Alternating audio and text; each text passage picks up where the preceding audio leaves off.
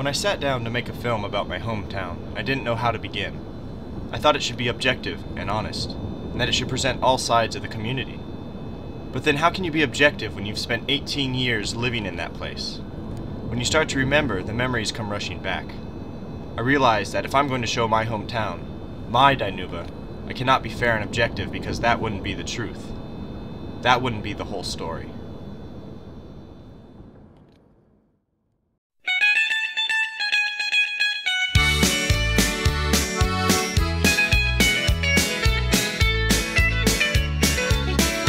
I came here looking for something I couldn't find anywhere else. Hey, I'm not trying to be nobody, I just want a chance to be myself. I've spent 1,000 miles of thumbing, yes, I've worn blisters on my heels, trying to find me something better here on the streets of Bakersfield. Hey, you don't know me, but you don't like me. Dinuba, California, population 18,773. Lying 200 miles south of San Francisco, 200 miles north of Los Angeles, it is only a 45-minute drive from the geographic center of the state.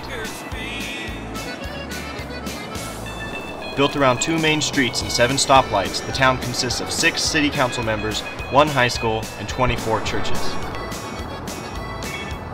Is Dinuba a modern town? Well, it's hard to tell.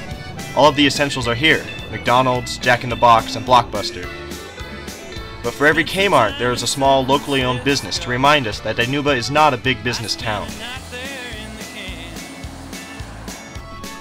Dinuba's heart is in its people and the farmland that surrounds it. $15 from that man, left him my watch and my old house key. Don't want folks thinking that I'd steal.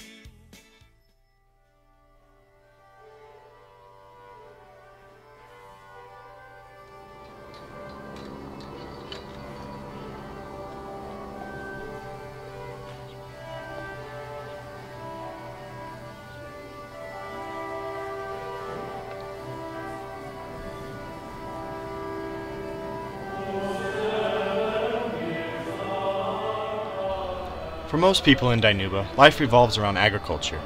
From orchards to vineyards, alfalfa to cows, the land outside of the city is the center of attention. Out here, the mornings are cold, the days are long, and sometimes each moment seems as if it will last an eternity.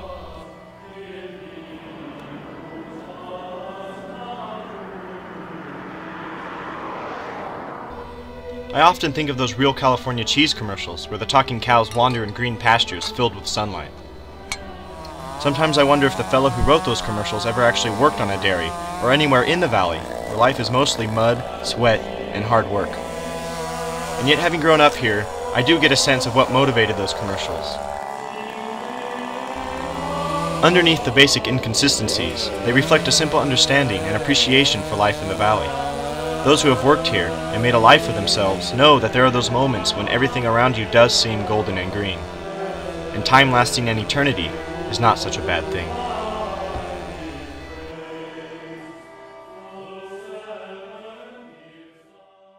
It's pretty funny thinking of them being mean. They'll go, Yeah, I was really upset yesterday morning going to work when I thought about those bananas being left here without me to eat them. On your back, have one. Look what happened to them. There's nothing wrong with them yet. Why do they turn black so fast? I've been buying them. I can't eat them fast enough. Because you don't like them that much. You don't want to buy them. Then don't buy them.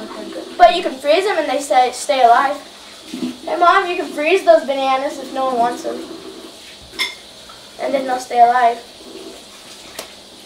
Oh, you are. The piggies and the dogs. I think if you asked my family about living the California dream, you'd get a mix of responses. I don't think they would come right out and say whether or not they were living the dream, or even if such a thing actually exists. This is our front yard. It's surrounded by a rusty chain-link fence. There's no lawn, only dead weeds, gopher holes, and a big blue tractor. The house is old, ancient by American standards, and its stucco is yellowed and cracked. It would be easy to stand back and look at my house as a failure of the dream. Within Dinuba itself, the opportunity for cynicism is there. A large part of Dinuba's population is immigrants, working in the fields and living on meager wages, hoping for a better future for their children.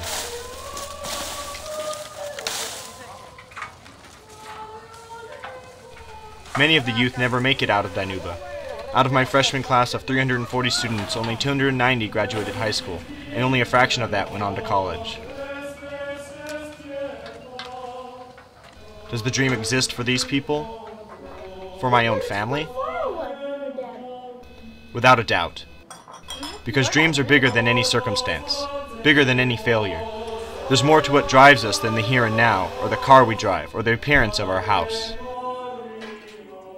Getting caught up in the specifics of a dream can blind us to its larger blessings and basic joys.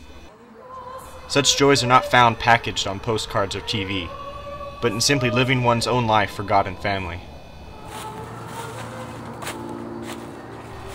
In looking at Dinuba, the utopia of the California dream seems less and less a place, and more a state of the heart and mind.